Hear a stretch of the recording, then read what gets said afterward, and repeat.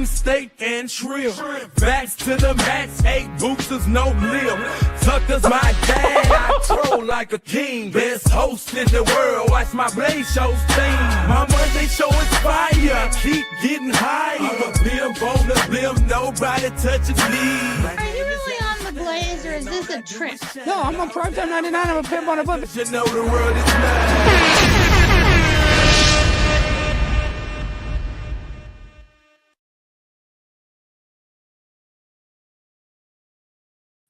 Ladies and gentlemen, boys and girls, children of all ages, welcome to Primetime with Alex Stein. I just got out of the shower. We have an incredible episode, and guess what? I'm fighting with multiple congressmen. You know, I love it. You know, you love to see it. But for some reason, my damn freaking audio is not working. I don't know what's wrong with the settings. Hold on. Why is it not playing? I go like, oh, because my damn cat. There we go. Sorry about that. Thing, and I can't hear anything. Well, now I don't know if I can hear it. There we go. Okay. Now we're good. Guys, we have a very special guest. But before we get into him, we have to get into what's going on with me and Dan Crenshaw. You know him. You love him. Eyepatch McCain. Let me find this right now. So insane. Well, I'm always fighting with these damn congressmen. And honestly, they're mad at me. They're mad at me for criticizing the military. Listen, I love and respect all of our men and women in uniform. 1000% I do. And I understand that it's not their job to choose who to invade. That's the bureaucrats. That's the politicians. I'm not that naive. But at the same time, we did not win the war against the Taliban. You guys saw exactly how it ended up, and we lost. And you have guys that are so mentally damaged. They're so fragile that they cannot even be criticized. And they say, oh, Alex, you're attacking the vets. Yet they actually attack the vets. Their whole content is going after veterans that they didn't think are representing their military career correctly. They're the ones that are just trying to gaslight. They're saying I'm gaslighting them. They're the ones that are most critical of the military. But this is how it works with these guys. Unless you served, you cannot have an opinion on the military to these guys, unless you're a veteran, which unfortunately, that's not how it works. That's not how it works at all. I'm allowed to have an opinion. When I see stuff like this, let's share the screen. When I see stuff like, let's see, and you know we don't trust the damn New York Times at all, but they're not wrong about everything. U.S. soldiers told to ignore sexual abuse by Afghan allies. That's right. It says Dan Quinn was relieved of his Special Forces command after a fight with a U.S.-backed militia leader who had a boy as a sex slave chained to his bed. So this guy wasn't just following orders. He decided, hey, look, that guy's a pedophile. I think we should go after him. But what did the United States military do? They shut that down and they said, you know what? It's okay because they're our allies and this is their country. We're going to let them abuse children. And for me to criticize that, for me to say, hey, what we did in the Middle East was wrong. They said that there was weapons of mass destruction. They went on every media outlet and said, if we do not go and fight this war on terror, they're going to bomb us. There's going to be another 9/11. Yet we went to Afghanistan for 9/11. And all the terrorists basically were from Saudi Arabia. But you call that out. And now that means I don't respect the veterans. Well, first of all, I do respect the veterans. I respect them wholeheartedly. But that doesn't mean that I can't criticize the way our military handles geopolitical conflicts. I don't like the war in Ukraine. I don't like going there and fighting the war in the Middle East and in Gaza. I don't like any of it. I'm America first. So for me to criticize the military and say that we objectively lost a war where it's obvious the way that we left the war, we gave them all of our military equipment. We just gave them more military equipment. And this is what's so good about these big brain guys. They're so smart. They think that it was such a good idea to go fight the war on terror. But if they just watched a little movie called Charlie Wilson's War, starring Tom Hanks, they would know that we funded the Mujahideen and we created modern day ISIS and Al-Qaeda by funding these Afghanis with weapons to fight a proxy war with Russia. So the same weapons that killed our soldiers in uniform were given to our enemies by us. And if I criticize that, that doesn't mean I don't respect the veterans. But forget about the veterans. Let's bring on somebody that is also a metaphorical veteran. He's not doing stolen valor. He's a superstar. You guys know him. His name's Burt Obeng, but they call him Burt Bronx now. We welcome on Albert. Albert, what's going on? Hey, Alex, I'm doing well. I appreciate you inviting me for the podcast. Well, I know, and I want to bring you to Dallas. We got to really sit down and do it right, and we need to go make some more content other than this. But the audience has been on me. They want you and I to reconnect because, you and I started off on kind of a bumpy road. But by the end of our time together, I think that you and I became very good friends. Is that a fair assessment? Yeah, I would agree that that's a fair way of putting it. And Burt, how are you handling your superstar status now? I mean, you won the show. I think that was obvious that you were the clear winner. You were the most dedicated. But how has this fame, has it gone to your head yet? I'm trying to stay level-headed. I'm just a little bit overwhelmed by all the requests I've been receiving for interviews, roles, photo shoots, meet and greets. And it's kind of like, it's flattering that like I have so much like popularity and fame now, and that people are actually like begging me to be on all these different platforms to like watch me stream and like learn more about me. And I get accusations of people trying to use me for clout, which me I find very flattering, that like I'm considered someone that's worthy of being used for clout. Because like several months ago, the idea that someone wanted to just use me for my popularity was kind of like a laughable notion. So it's like, yeah, I know, but Burt, now every time you tweet something, you're getting thousands of likes, you're getting a lot of support. Have you got any hate though? Because I know with any success that you have, like even if you're universally loved, you're still gonna have the haters. So have you gotten any hate so far, or has it been mainly all positive? It's mostly positive. I guess there's some criticisms about how apparently they claim that I let Sam Hyde and the MD production of Fish Tank take advantage of me by not giving me the full 50 grand, and I'm a simp for like just letting it happen that way. But I mean, I didn't want to make any like negative or disparaging remarks against the production, and I appreciate the opportunity for them to invite me onto Fish Tank. I didn't even apply to be on Fish Tank. They just invited me. So I feel like that's a very sweet thing that they did to give me the opportunity to launch my way into superstardom. And hey, don't a lot of TV shows and stuff, and now you're going to be on a lot more productions. Oftentimes, it takes 3 to 6 months to get paid after a production wraps, especially a commercial. So don't worry. And sadly, we lost all the damn money gambling. Like I wish that was a joke, but if we didn't lose that damn roulette hand, you would have had nearly $100,000. So listen, let's not worry about money, because money is the root of all evil. We all need money to pay our bills, but I think that you were successful enough financially before you went on the show that. Yeah. The money will come. We got to bring Burt out and get your superstar status to the level where you're going to be turning down money. Forget about wanting money. You're going to get to a level where you're going to say, that's not enough money. That's not enough, So just remember, once you chase the money, you lose the passion. So for you, I don't think your focus needs to be money unless you're destitute, unless you're about to be evicted or something like that. Then obviously money is the only thing that can help you at that time. But if money is not the most important thing, or not your biggest need, then you need to ride this wave and be as likable as possible, just like you're doing, Burt. Yeah.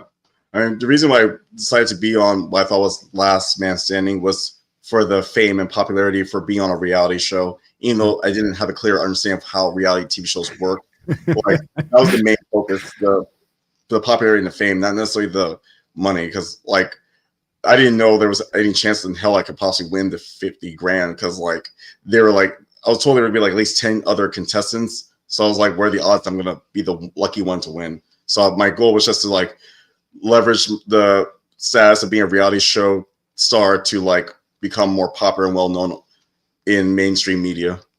Burt, what's your Cash App or Venmo? I want to put it in the banner right now. We can get you some donations while you're on the show. What is it right now? I believe it's right now I think it's at Burt Obeng. For what, Venmo? Let me double check. Double check, because I'm going to put a scroll, because we're going to get some super chats. You're going to get some donations. I don't want you to shout them out when you get them, but I want to make sure to put the right link. And then guys, put the link in the chat. The mods have put the link in the chat. What is it, Burt? My Venmo right now is at Burt Obeng. Yeah, I get OBEN. that. Okay, Bert's Venmo is at just Bert OBENG. That's Yeah. it. Yeah. Okay. And Cash App, I think. Let me double check.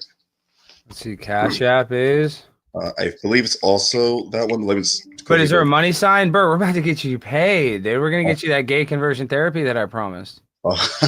Yeah. It's also Cash App is $ Bert Obang. Bert Obang. Okay. All right. Let's see. Add banner. Scroll across bottom. Okay. Let's see. Is that I think everybody can see that. All right, you guys can see that. Bert's Venmo, Bert Obang, his Cash Apps, money sign Bert Obang. Please, if you get any notifications while I'm interviewing you, please let the audience know, because I know that they are very appreciative when you do that, when you say thank you. So listen, I don't know if you saw this. Actually, I got one right now. You just got one? Yeah. Braden from Venmo sent me something. Appreciate Braden, you. we love you, Braden. Let's go. Let's freaking go, Braden. Okay, hold on. Now I'm trying to find some Bert clips. And Bert, I know we did this last second, but I want to be able to bring you to Dallas so we can do a proper interview. I just want to talk to you because everybody's been, when are you going to get Bert on? When are you going to get Bert on? And I'm like, all right, I got to get him on ASAP because you are on fire. But I definitely want you to come to Dallas. Now you see this picture. It says, fuck you, Fish Tank. Fuck you, Famous House. Fuck you, yada yada, and fuck you, Diamond. And when it said that, Bert, that was very emotional for me because we left on a low note. But that's why it was very important when we reconnected. I wanted to try to, fix that broken bond.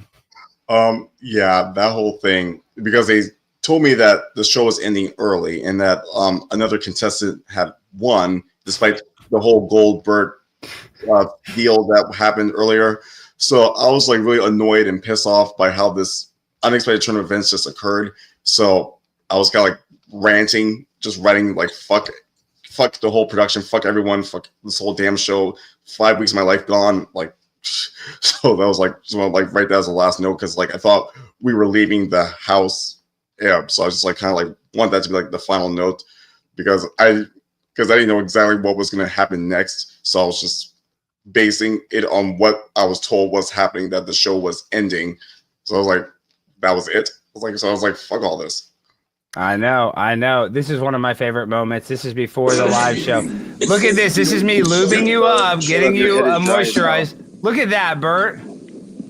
Oh yeah. See, that's what friends do, and that's heterosexual. There's nothing sexual about that. It's just lubing you up. You're about to go to battle.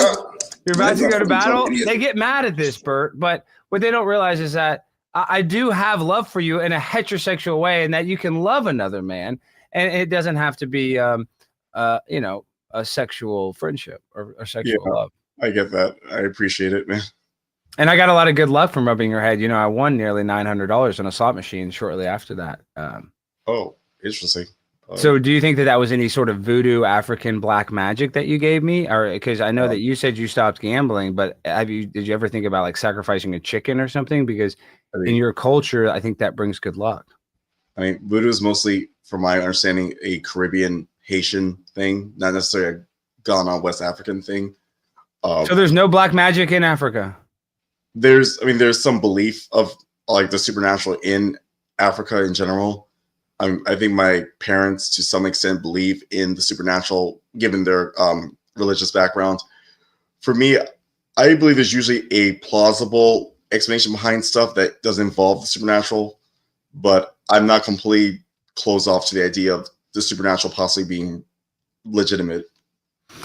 Yeah, I think that there is some sort of metaphysical thing going around us. Like your parents are very spiritual, and I know that maybe you're not so spiritual, but I would say in that house that the Lord was on your side. And I'm not even saying that sarcastically. I feel like you were blessed inside that house because you went through the tough times and you stayed strong. And a lot of people don't notice. I was on a show called The Glass House, and I've worked as a producer on tons of reality shows. But when I was very young, I think I was 24 or maybe 25, I went on a show that was like Fish Tank, where you live in the house, you have the cameras 24/7. And it's very anxiety inducing to do that. So, people don't realize that. So can you explain that about how it felt to be on the show with all the cameras and having no privacy? in the beginning, I guess I didn't read the contract that they gave me so clearly, so I didn't realize that like the cameras that were on the near the ceilings were like live stream cameras that were being broadcast to an audience that was watching us live in real time. I'd assume those were just like security cameras to make sure that no one did anything illegal or like against the rules. Like, for example, like touch the frosted doors or go down the stairs just to make sure no one disobeyed the rules. I didn't realize at the time that we were being filmed live. And I thought that when the cameraman came in with the actual camera in front of our faces, that was the time where it was being filmed and it was going to like be cut and pasted, edited together to create a cohesive narrative to be on like a show, like on a network like CBS, NBC, ABC, that type of thing. So a lot of the stuff I was like, so pretty much almost everything I was doing like in the first 2 to 3 weeks was just like me just being my normal self. And then when I realized that they explained the whole fish tank plot twist reveal that were being live streamed and people were watching this very moment, there was a sense of dread knowing that a lot of my odd eccentric behavior was exposed to people without me being completely aware of it. But at that point, it's kind of like it's already been exposed. There's no need to like continue, like to try to like conceal it or hide it, because like times where I thought I was alone, talking to myself or doing stuff I thought was in private, people already saw. So like it didn't make any sense to like try to go out of my way to hide stuff. And I know some stuff was like seemed to be favored by the audience, like me burning off, and some of my odd eccentricities were considered appealing. So I kind of like burning off was not appealing. It was just funny. It's different. They're mutually exclusive. But go ahead. I just want to say people did laugh. But that's another thing, Bert. I'm going to get in a lot of heat because you have a little bit of a dark past. I didn't realize how dark it was. And I know now you kind of want to change your life and move away from some of the more sexual content that you made. And that's what I like here, because I like somebody the butterfly doesn't start off as a butterfly. He has to start off as a caterpillar, and then he transforms into the butterfly. So like all human beings and animals, I think that it's very positive to transform and actually turn the cheek, not your case, not a butt cheek, but you know what I mean, to turn around and go in a better direction, because you're very likable. You're a nice guy. You don't need to do that. You don't need to degrade yourself. You can degrade yourself a little bit, but you don't need to degrade yourself that much by sleeping with 80-year-old fat men. Okay. I agree with you to an extent. I got other notifications from Venmo from a deposit from Chad Blasey, and also from Chad Blasey, the one-man posse. He's a badass. Chad's a badass. Thank you, Chad. And also one from Joe, and a friend request on Venmo from a Scott.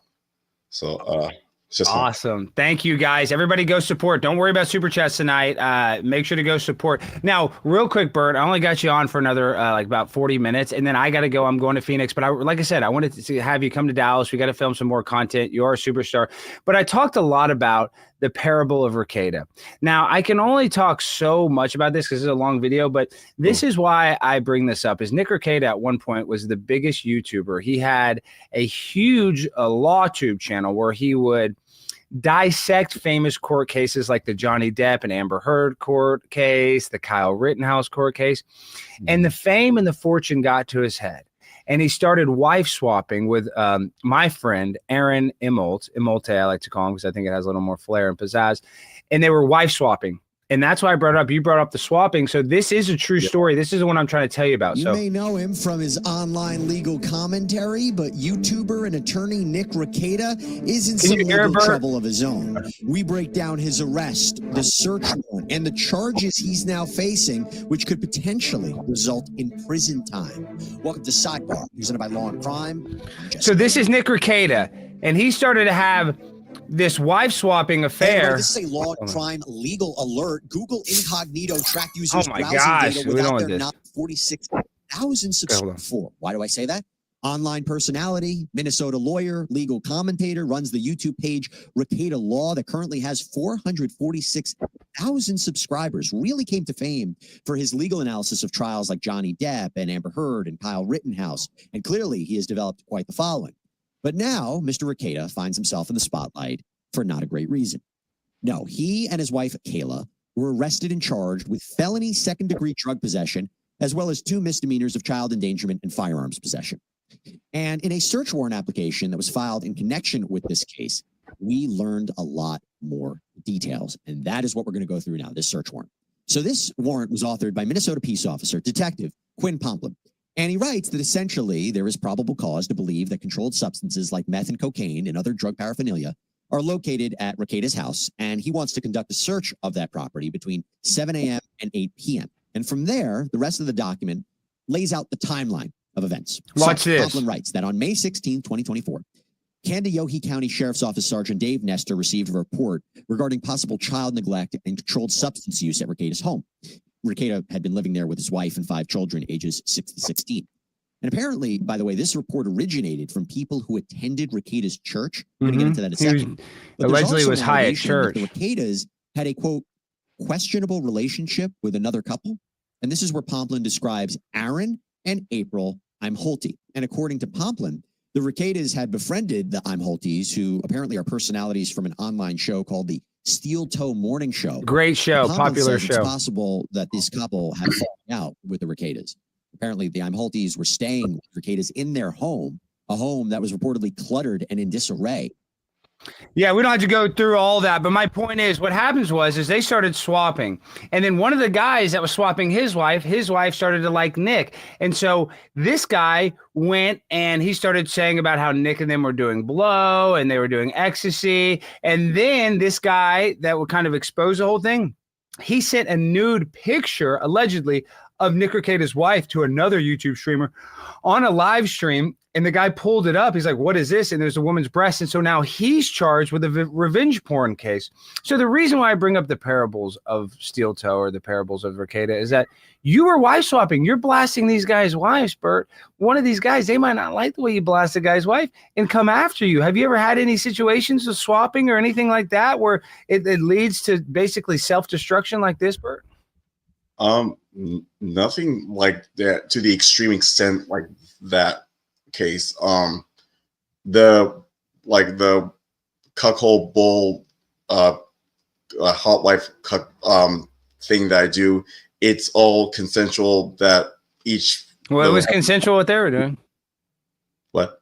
It was consensual what Nick and Aaron were doing, and then all of a sudden they have bad blood and it's like a breakup, Yeah. Okay. Yeah. I mean, and one of the allegations is that Steel Toe Morning Show supposedly tasted some of Nick Rekieta's,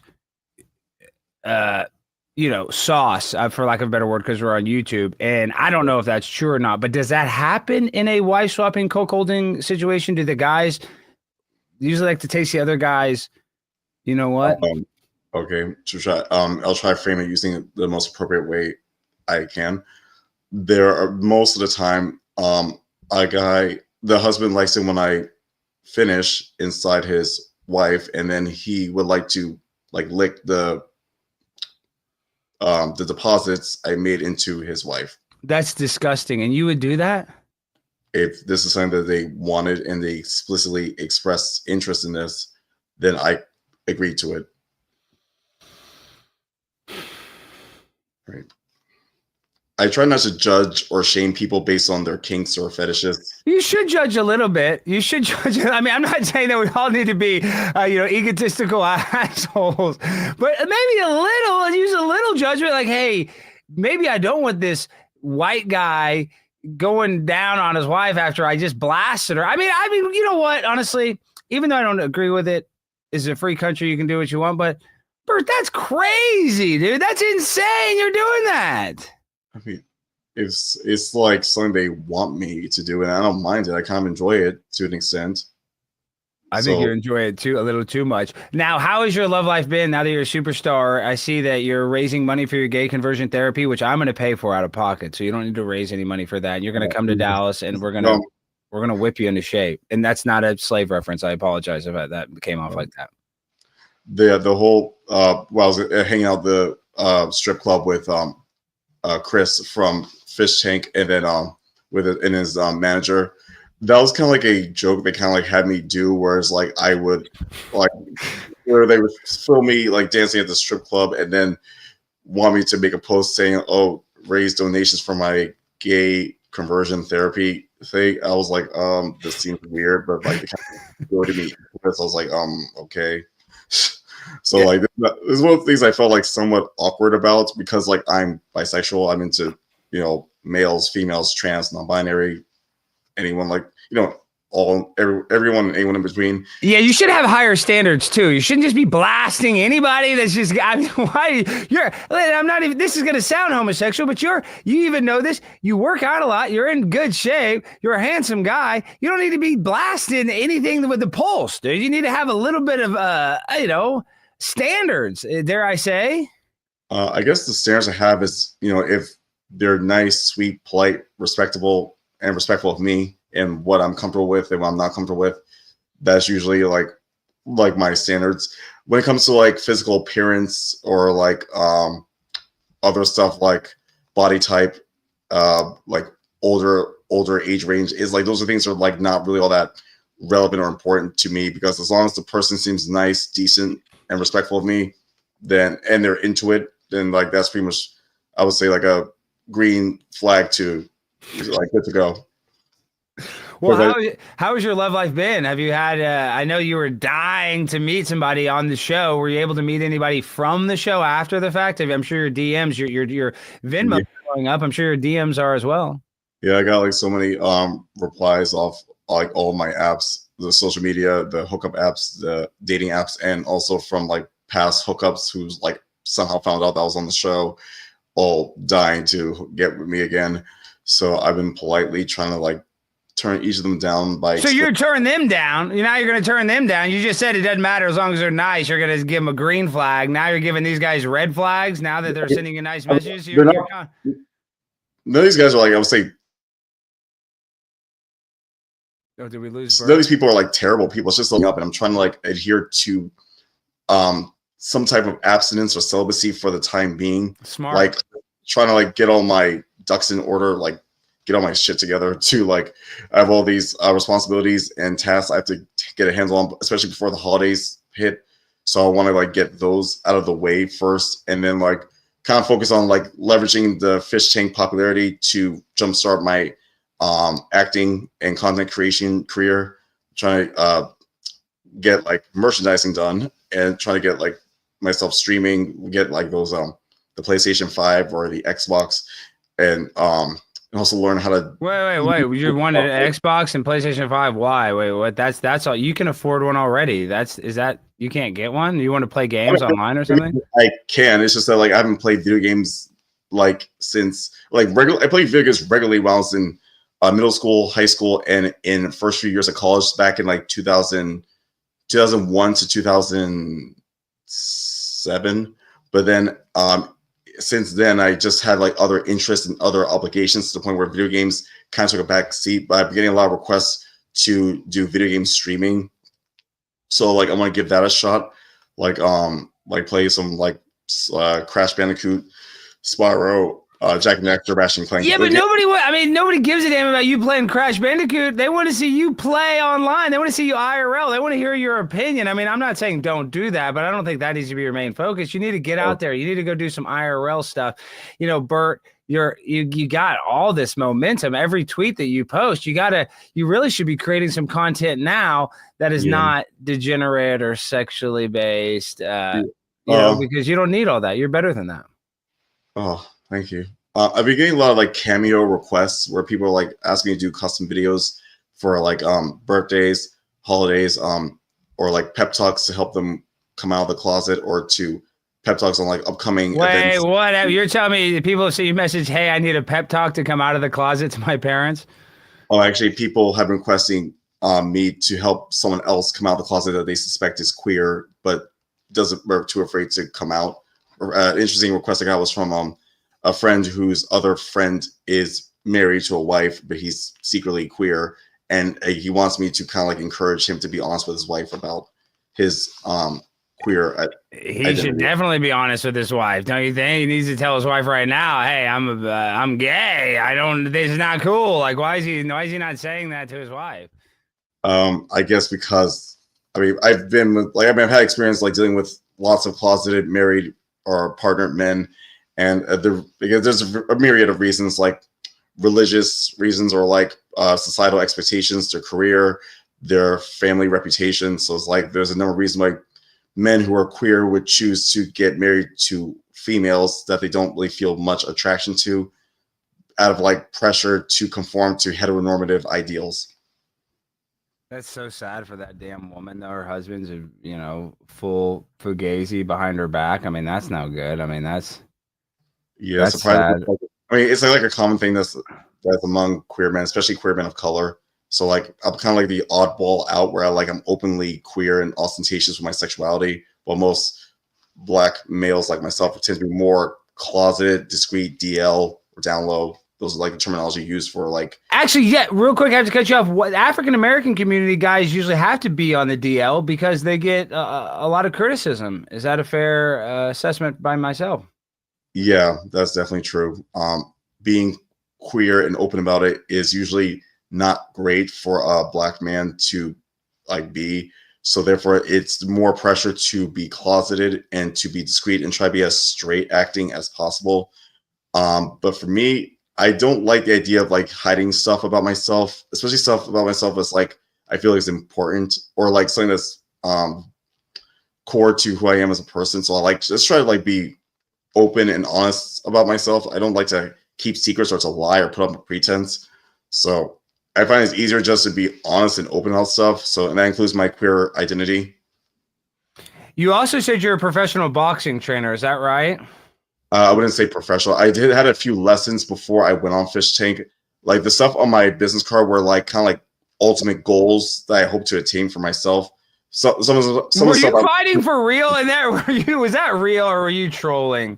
Were you trolling out here? Be honest, Bert. That was real. I was like kind of like trying to fight, but I guess I was like kind of dazed or whatever. So I kind of like fell to the ground. I mean, he hit you hard. You're tough. You got right back up. Don't get me wrong, but I would just say this as your friend, as a person that wants to see you succeed. Boxing, I don't think would be your sport. I think fitness training. I think there are some sports you would be good at. I think you obviously are athletic, but I think you're too nice of a guy. You're too nice to want to really hurt somebody. Would you? Is that fair or is that a mischaracterization?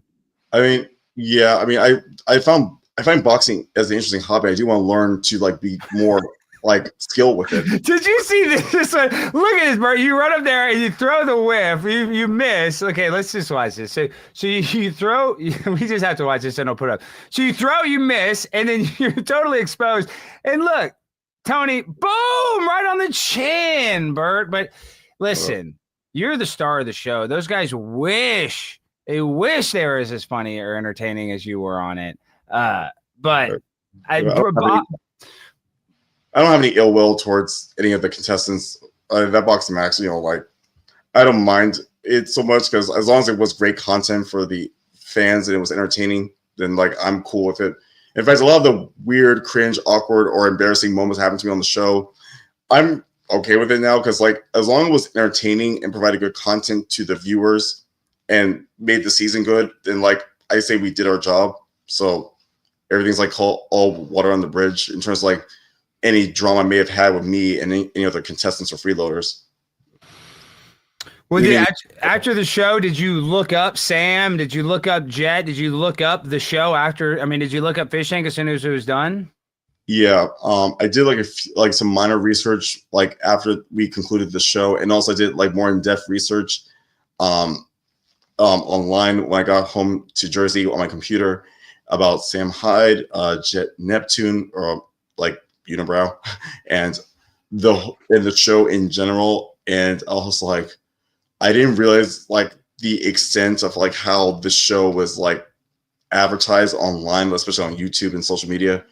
I thought it was just like a small esoteric type of fan base, like a cult following. I didn't realize they became somewhat mainstream online.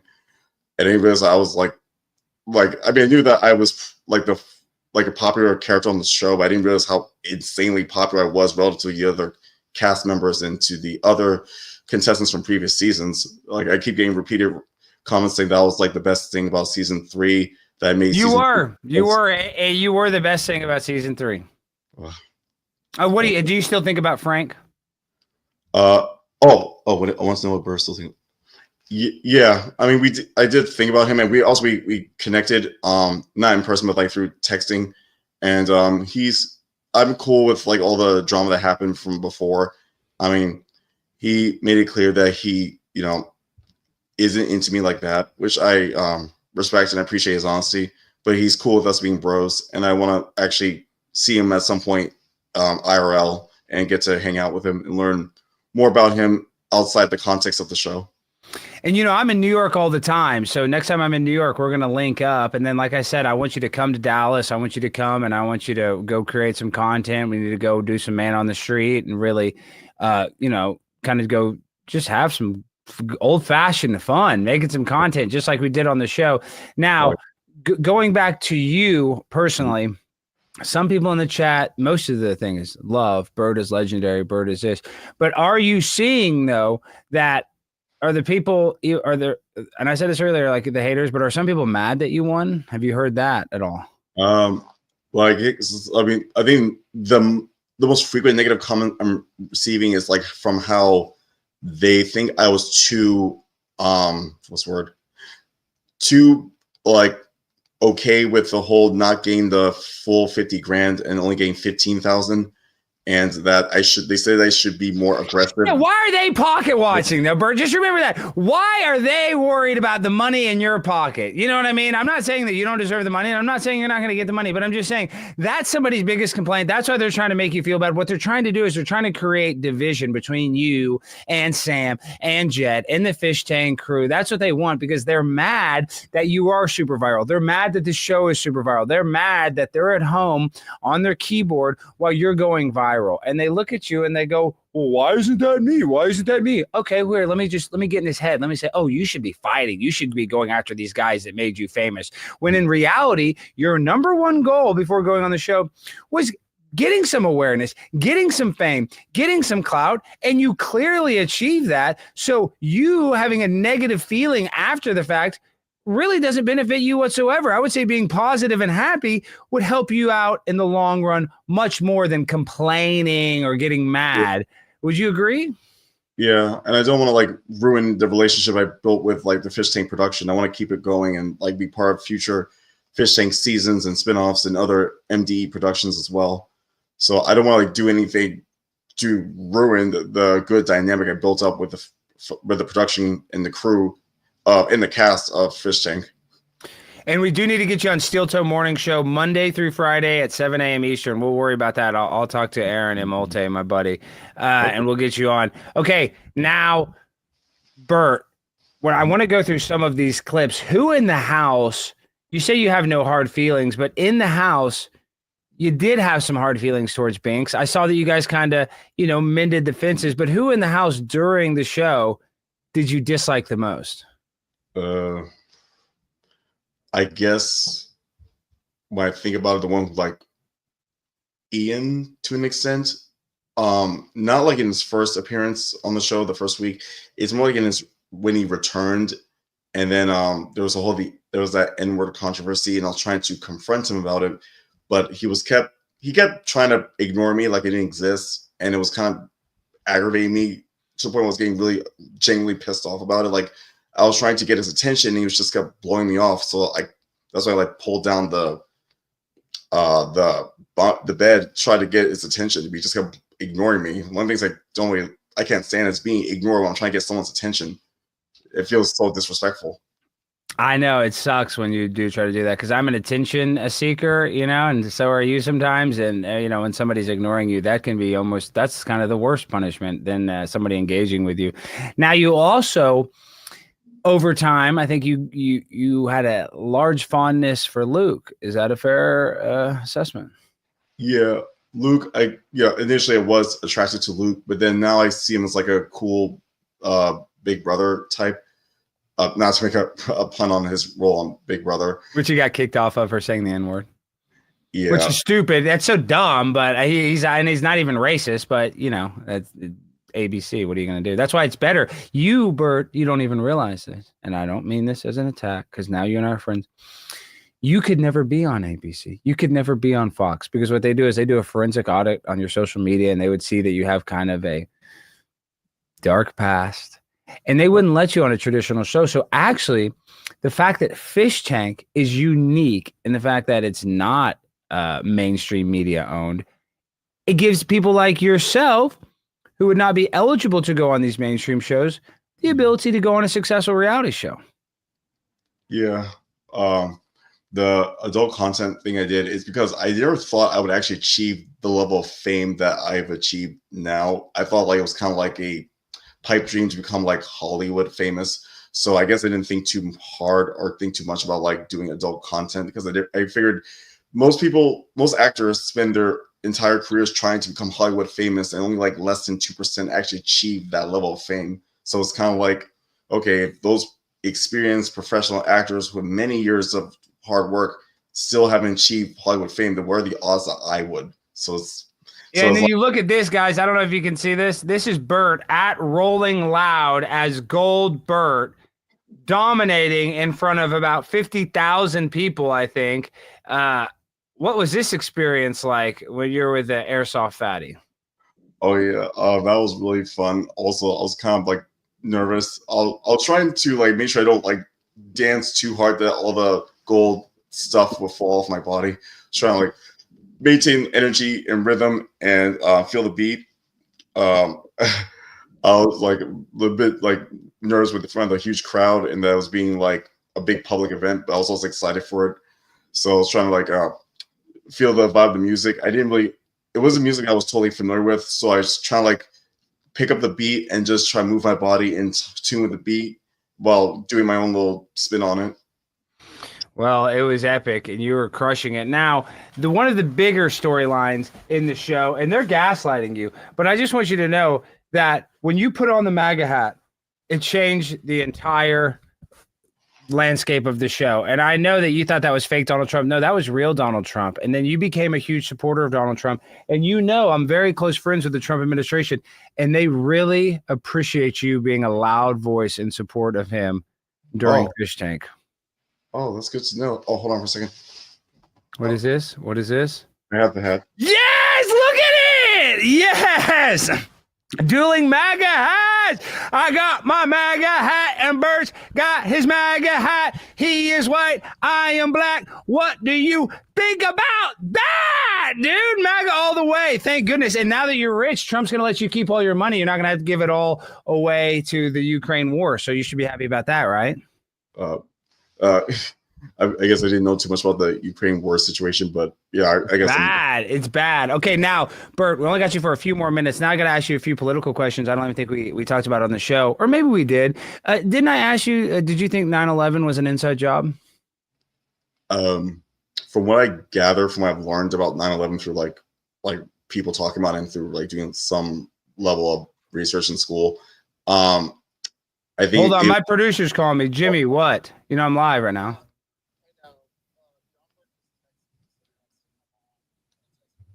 Well, I'm already interviewing Bert. I'll tell him I'll talk to him on the 23rd. I already invited him. I invited him on the debate. He said, no, we're going to do it on my show. So, I mean, no, the world doesn't revolve around that idiot. Just tell him that. Tell him I said that. Bye. All right. Yeah, I'm fighting with this guy that sells synthetic marijuana for a living, and he thinks he's like this morally just guy because he went to the war in the Middle East, and he just can't admit and take the L that America lost. It's insane. Oh, interesting. Mm-hmm. So 9/11 thing, from what I gathered, it was caused by like a group of people colluded to like terrorize the U.S. I didn't do too much research into it because it's like a distressing event. I try not to like fill my brain with like things that are like stressful and that things I don't have much control over. I try to focus on the things I do have control over. So like a lot of the stuff in current events and pop culture, I'm kind of like oblivious to because I guess my focus is on things that where like I have been influenced or what I can control. So I kind of like have my energy focused on that. That's very smart. Only worry about the things you can't control. I think that I wish more people were like that. But sadly, we worry about these things that we have no control over, and it makes us go crazy. Now I'm trying to find this. If I believe this is the moment. This is my favorite moment of the show. This is them Let's get out of here. leaving you in the desert. Is this correct? This is you winning the show and leaving you in the desert? Yeah, they I think I was there for like I think like 20, maybe 30 minutes, just in the freezing cold with that big ass check with $0 on it. I was like, what the fuck? Like, I was like, should I wait for them to come back, or should I try to head back to the hotel or to the RV? I didn't know what to do. Like, I was wondering if I had to hitchhike back to Jersey. I was like, what is going on? Are they gonna come back? B, Like, Let's watch you win this. Hold on. you are Black Urban Raw top. team.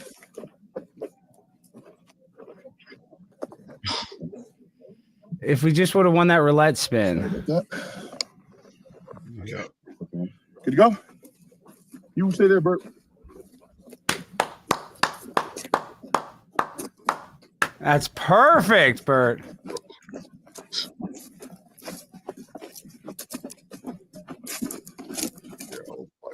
Were you freaking out? You're like, what are they doing? What are they doing? Yeah, I thought this was like a bit and they're just gonna come right back. But then I was waiting for like Oh, come on. 10 minutes, 15 minutes, 20, and like I assumed 25 or 30. I was like, what the fuck is going on? Like, I was getting really cold. I was like, oh, I was like, those motherfuckers. They left me out here. I'm freezing my ass off.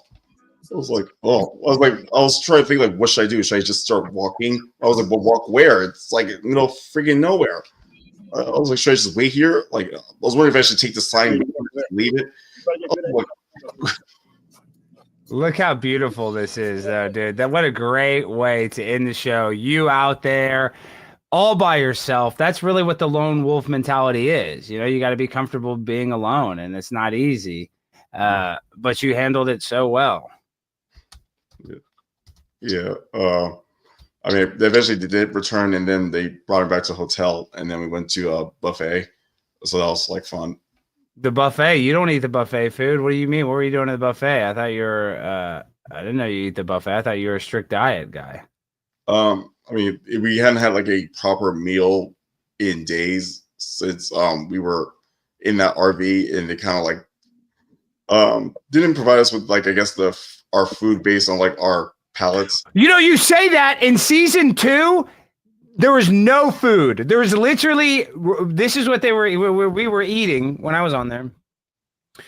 Spaghetti noodles. We had unlimited spaghetti noodles, no spaghetti sauce, no forks. I don't even think we had forks. And Shinshi, the Asian guy or Japanese guy, he was boiling pasta and using leftover Chick-fil-A sauce packets as his sauce. There was no food in season 2. How does that make you feel? Yeah, I heard that like season 2 was like more. Season 1, the previous seasons were more strenuous and more toxic in terms of like the environment. So one was like wondering how on earth would anyone survive the whole time? Like I assume the point for all that, from what I gather, was to get the people to leave the show on their own volition, so they wouldn't have to do like traditional eliminations each and every time. Yeah, basically. I mean, they just want to see who can make it, who can survive, survival of the fittest. And season 2, my good friend Dunye, who's also from his family's from Africa. You guys, I think you would get along well with Dunye. But also, I'd like to connect you with a good friend of mine, Milo Yiannopoulos. He's married to an African American man right now. But I think he has an open thing. I'm not sure, but I think you guys would definitely hit it off. I'd love to introduce you guys.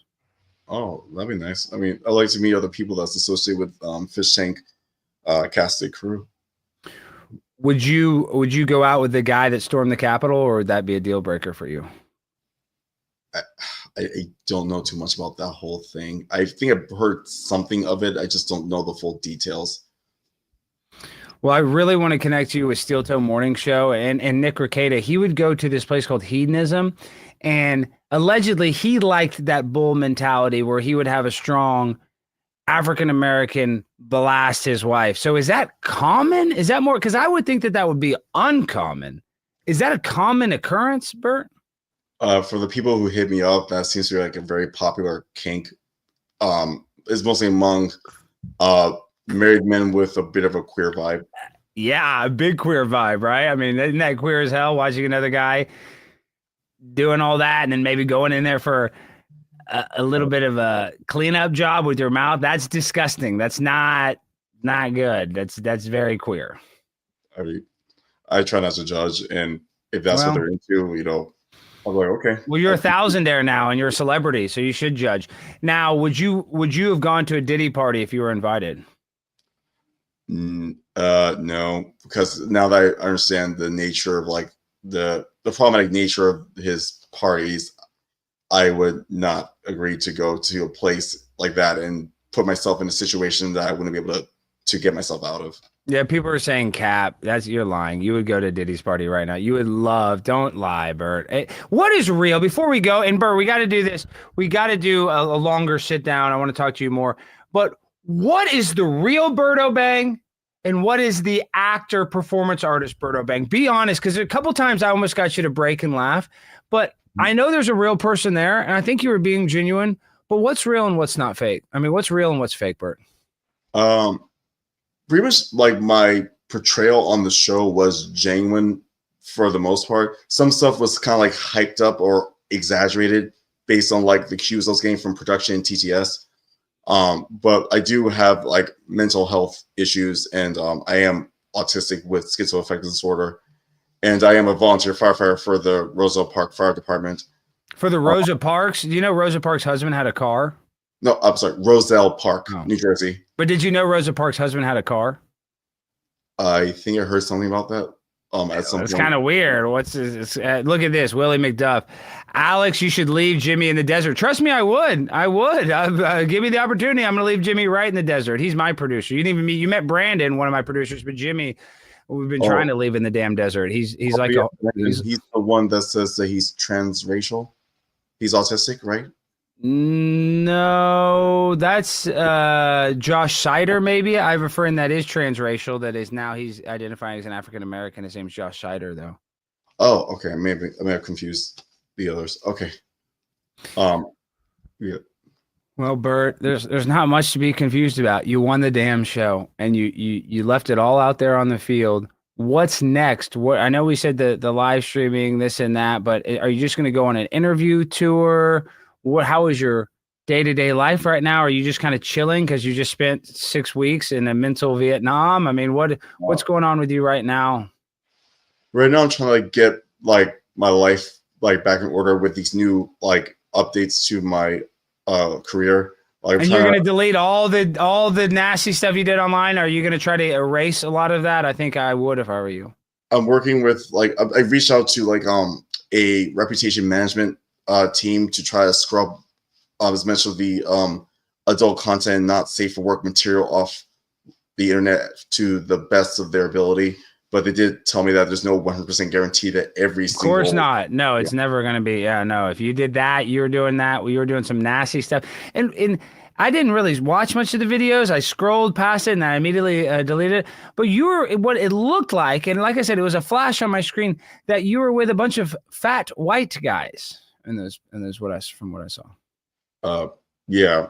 I mean, I don't have like any like hangups on like body type or like older age or ethnicity. So like basically like if they're nice, sweet, respectful people who are into it and I'm in the mood and I'm horny and I have the time, then like I can agree to like hook up depending on how my mood and energy levels are at the time. Are you attracted to Chris, Airsoft Fatty? He's not really my type, and I don't think I'm his type either. No, he's a heterosexual, so you're not. Yeah.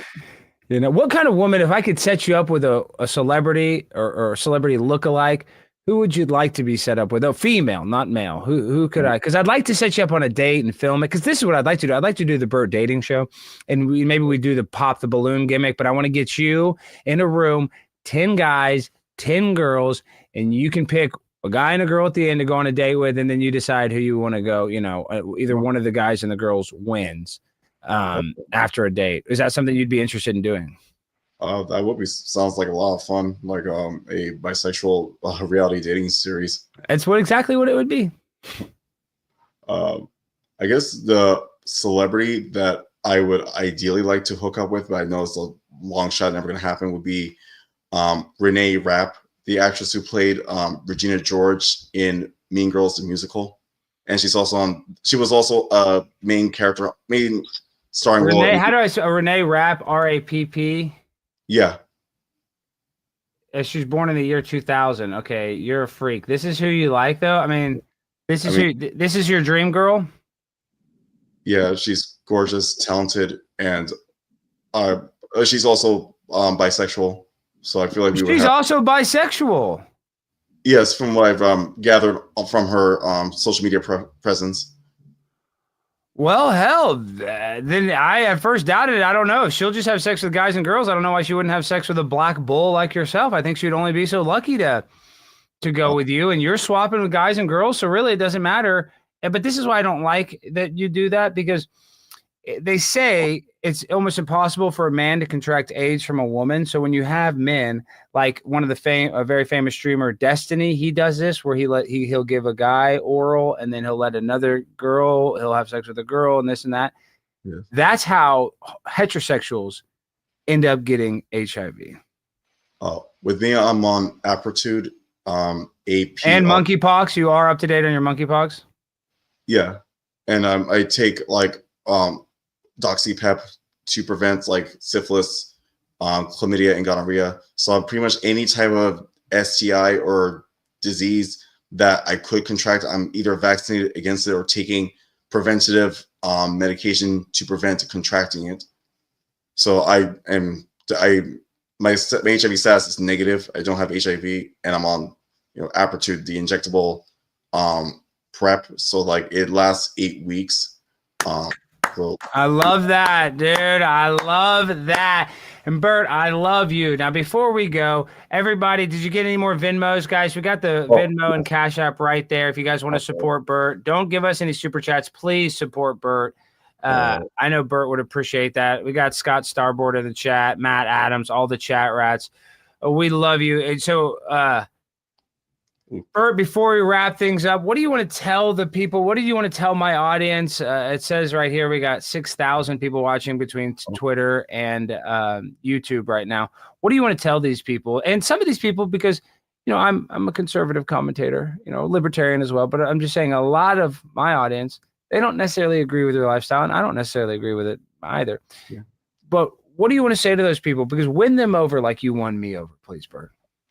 Okay.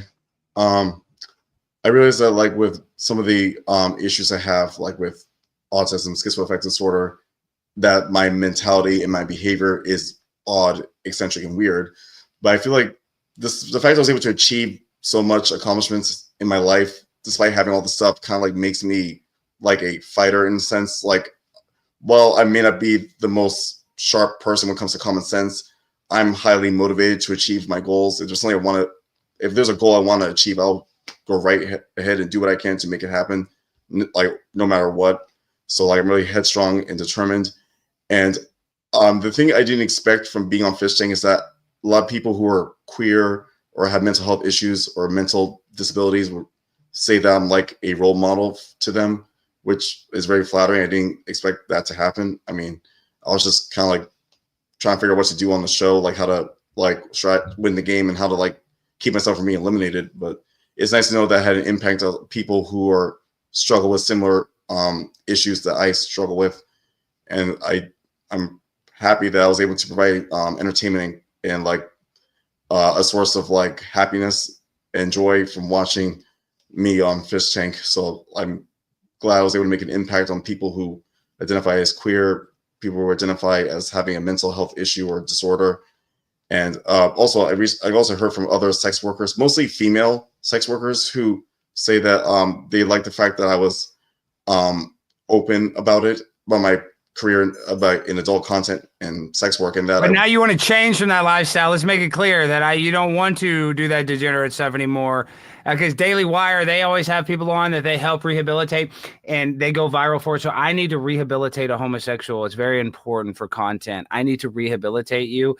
And listen, you're going to be blasting dudes anyway. I know that you like to do that. But can we create a narrative that you're done with that lifestyle and that you're going to try to clean it up a little bit? Because I can help you if that's the case. But if you don't want to do that, then really there's not much I can do for your career. I mean, I do want to like transition away from sex work and focus on more safer work, acting, modeling, and content creation. I mean, in light of everything, I feel like sex work is something that's like been there, done that, but now the opportunity to do something else, something that I have a stronger passion for, acting, modeling, and being like mainstream famous. So I like to like take advantage of the opportunity to achieve like the popularity and superstardom that I wanted to achieve and leave sex work behind. What did you eat at the Chinese buffet? That's great that you're going to do that. What did you eat at the Chinese buffet once you finally got there? I think I had cream of some young guy. No, I think I had there was pizza, chicken, like different types of chicken, like fried chicken, boiled chicken, rotisserie chicken. So I really loaded up on the chicken because like one of the things that like in the whole fish tank famous house thing, I was pretty much starving for protein, and we had very little protein available in the house, and especially during the RV arc. So like I was just craving meat, you know. That wasn't the only thing you were craving, was it? Yeah. But you know, I'm trying to like focus, like I'm trying also like to get back to like working out consistently and eating healthier, or like going back to like my fitness diet. It's just kind of like hard to like to do it all while trying to get all this other stuff taken care of. So I'm hoping that like after I kind of like have some semblance of like stability in terms of all the requests and I've been receiving, that I can go back to like doing a regular gym routine and exercise and start my healthy eating again, and like try to go back to like leaning down and becoming more muscular. And you will get more muscular. I know you will. And I also, before we go, I got to do one thing. This is for me, actually, personally. So this really doesn't affect you too much. Guys, everybody, let me just do this real quick. Everybody go to freaking, I don't even know the damn website. What's the damn website, Jimmy? Let me turn this off. Shopblazemedia.com and go get some merch. I really appreciate everybody being here, and definitely support freaking BURT before we go. And so just buy some merch. Go to shopblazemedia.com, and with the code BLEM10 you get 10% off.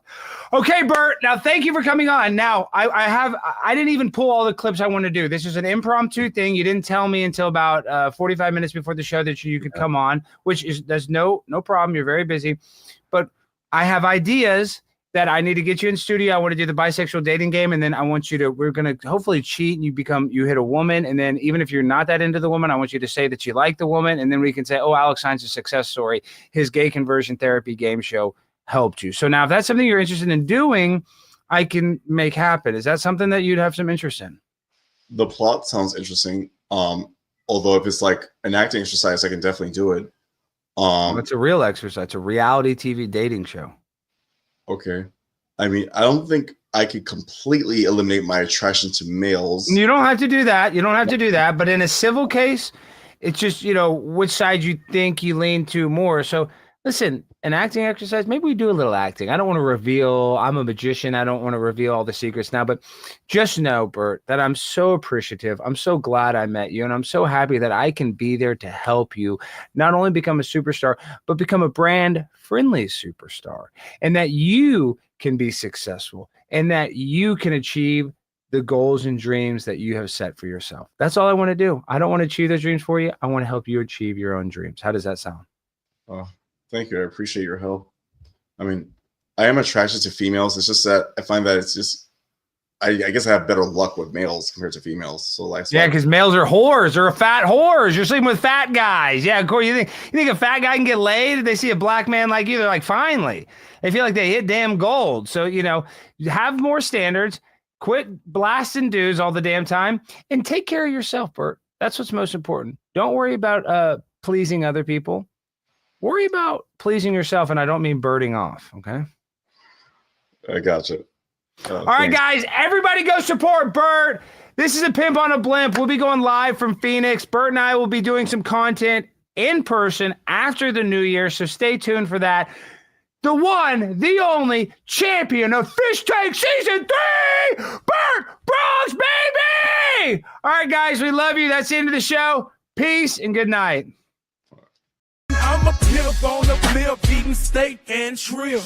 Backs to the max, 8 boosters, no lip. Tucker's my dad, I troll like a king. Best host in the world, watch my Blaze Show's team. My Monday show is fire, keep getting higher. I'm a pimp on the blimp, nobody touches me.